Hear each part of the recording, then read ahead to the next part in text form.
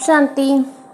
आमतौर पर मम्मा सुबह 3:30 बजे तक तैयार होकर कमरे से बाहर आ जाती थी। एक दिन करीब 3:15 बजे ही तैयार होकर बाहर आ गई। तब जमुना दादी ने उनसे पूछा, मम्मा अभी तो समय हुआ ही नहीं, आप जल्दी क्यों बाहर आ गई? मम्मा ने कहा, आज एक भक्त मेरे से मिलने आने वाला है, इसलिए मुझे जाने दो। मम्मा अभी पर्दे के अंदर ही थी। इतने में एक भाई अमृतसर से वहां आ पहुंचा। वह अपनी कार से उतरा और तीसरी मंजिल पर दौड़कर चढ़ रहा था, क्योंकि मम्मा तीसरी मंजिल पर थी।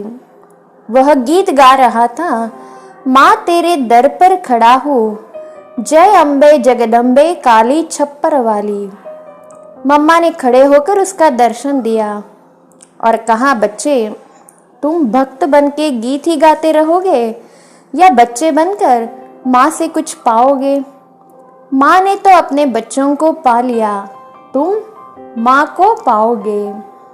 वह माँ माँ कहते मम्मा के चरणों में गिर पड़ा और आंसू बहाता रहा। फिर मम्मा ने उसको क्लास में बिठाया, ज्ञान समझाया, प्रसाद खिलाया। इस प्रकार मातेश्वरी जी भक्तों को भी संतुष्ट करती थी और उनके आगमन का आभास पहले ही कर लेती थी। मम्मा बच्चों की एवं भक्तों की आश पूर्ण करने वाली कल्पतरु थी। मम्मा को कोई भी समाचार विस्तार में सुनाने की आवश्यकता नहीं थी। वे एक क्षण के अंदर उस समाचार का सार समझ लेती थी और समाधान भी देती थी। मम्मा में रहम की भावना बहुत थी, साथ में निर्माणता की भावना थी। किसी के प्रति रिंचक मात्र उनमें नफरत की भावना नहीं थी। भले ही कैसा भी बच्चा आया हो, उसको दया और प्रेम की भावना से ही देखती थी। एक बार मम्मा को रबड़ी बनाकर दी गई। मम्मा ने उसी चम्मच से सबको रबड़ी खिलाई।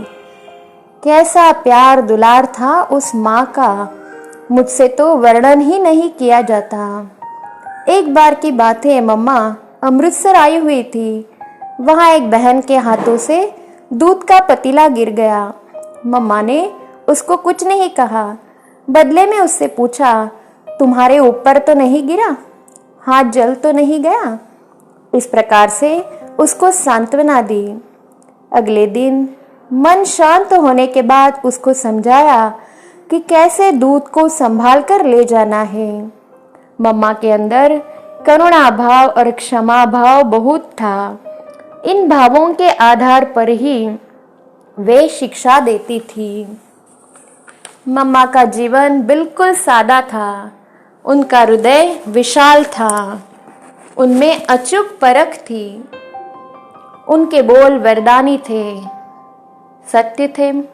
मम्मा धारणा की संपूर्ण मूर्त थी। एक बार एक व्यक्ति मम्मा से मिलने आया। वह ब्रह्मा वत्स नहीं था, कारण वह पवित्र जीवन नहीं बिताता था।